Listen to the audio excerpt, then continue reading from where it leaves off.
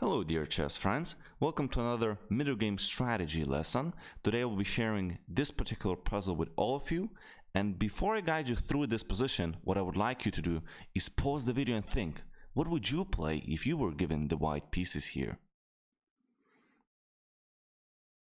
White's position here really does look good. If you can see, black's knight here is oddly placed, and white's pieces are putting immense pressure on the black's centralized pawns.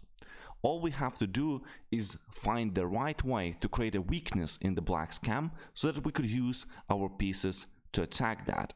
One of the most natural moves that does not work as much as we would like to would be queen a3. Now the threat is obvious. We want to give the check on the a8 square and eat the b7 pawn. At the same time, queen is actually putting indirect pressure on the d6 pawn.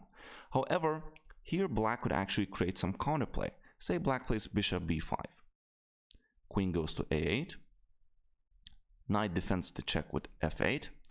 And now it actually not good, or is even a blunder, for white to take the pawn on b7. If you want, you can pause the video again and think, how can black punish white for taking the pawn on b7? So if white does take the pawn on b7, the first we always calculate the forcing moves. So bishop takes c4 follows, bishop takes back, and now there is a double attack. Queen g5 is threatening the bishop and also the check to capture the bishop on c4.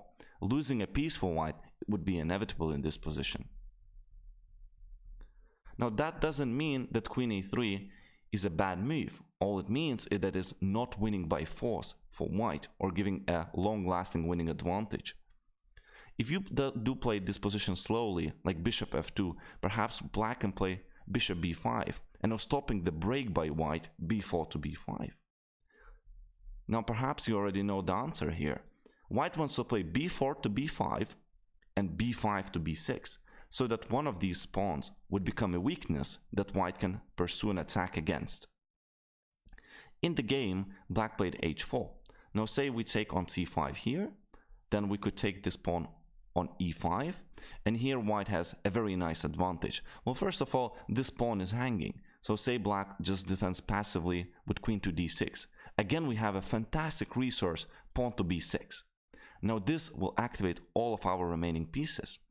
So say we take, because we're trying to take the pawn with two powers on it, c takes b6, queen takes b6. That game is really good for white because of the white's superior piece placement. These pieces are all awkwardly placed and they will do nothing either for the moment being to stop the passed pawns of white or to protect its own weakened pawns on the queen side. So say we enter the endgame, bishop is hanging, and a simple plan of removing the bishop and pushing these pawns to the promotion squares would be giving white a decisive advantage.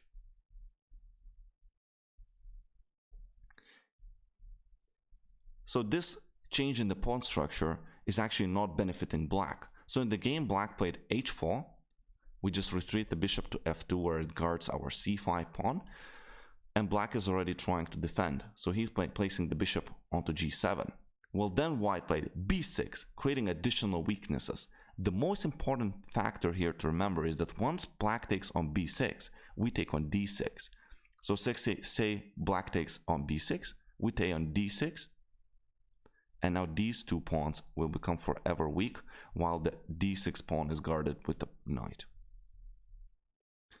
In the game, after b6, black took on c5. Now white took on c7. Again, a different type of capture.